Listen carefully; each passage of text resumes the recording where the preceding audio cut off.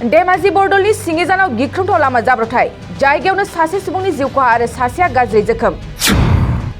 दिनै फुंबिलिनि समाव धेमाजि बरदलनि सिङिजानाव गिख्रंथाव लामा जाब्रबथाय जादों। डिब्रुगड़निफ्राय बेमारि दोननानै न' फारसे एबा लखिमपुर थांबाय थानाय समाव लामा गेजेराव बे जाब्रबथाया जायो। जाथायनि सायाव मिथिनो मोननाय बादिब्ला डिब्रुगड़निफ्राय हरनि समाव बेरामि दोननानै न' फारसे लखिमपुर थांबाय थानाय AS07BC 6277 नम्बर एम्बुलेन्स गारिया लामा गेजेराव हुस गैयै जानानै AS12BC 5211 नम्बरनि ट्राकजों सौग्रावलायो। जाथाया एसेबां गाज्रि जे जायगायावनो जिउ गोमानो गोनां जायो। लखिमपुरनि साबथिर होननाय गामिनि मृदुल बराया आरो बिराज तामुली मुंनि सुबुंखौ गाज्रि थासारियाव बोखांनो हायो।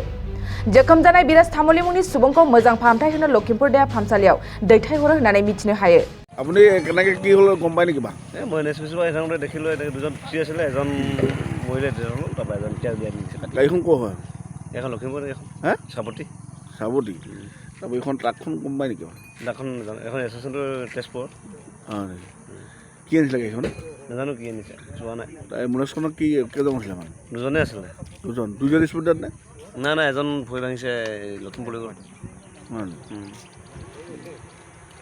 এজনৰ ভৰি গ'ল তাই কিহে লৈ গ'ল? एम्बुलेंस 108 কিমান ডাঙৰ ঘটনা নে? ঘটনাটো মিনিমাম 5:30 মান হ'ব নেকি।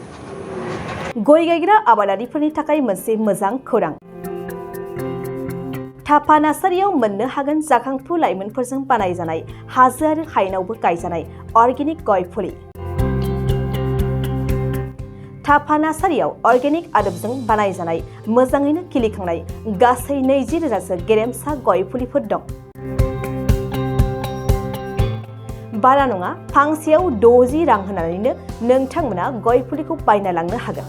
बुरजा लाङोब्ला खमायनायनि सुबिदाबो मोननो हागोन। थापा नार्सारिनि गुबै थङा क'क्राझार सहरनि सानजा फारसे थानाय बावखुंग्रि हाजोजों नांजाबनाय हरिनागुरि गामि हाथाइनि साखाथियाव।